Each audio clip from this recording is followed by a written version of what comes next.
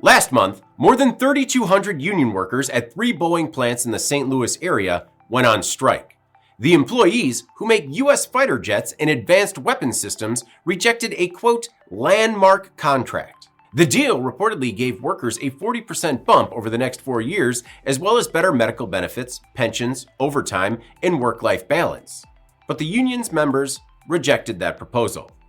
Well, it's been a month, and since Boeing's best aren't willing to budge, the company is looking for a plan B. Yesterday, the New York Times reported that the new plan includes hiring permanent replacement workers. Boeing Vice President Dan Gillian says talks with the International Association of Machinists and Aerospace Workers, District 837, have made little progress. Not only are they not getting closer to terms, but rather, they're drifting further apart. As the union issues demands for, quote, more of everything, Gillian says they also aren't specific about what it will take to end the strike after rejecting a proposal that was called a, quote, landmark agreement. So, Boeing is moving forward with its, quote, contingency plan, which includes adding permanent replacement staff for manufacturing roles.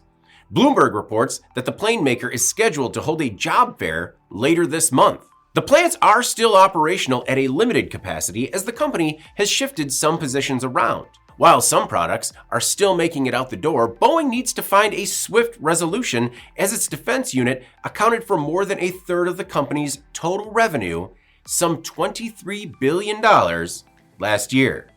I'm David Manti. This is Manufacturing Now.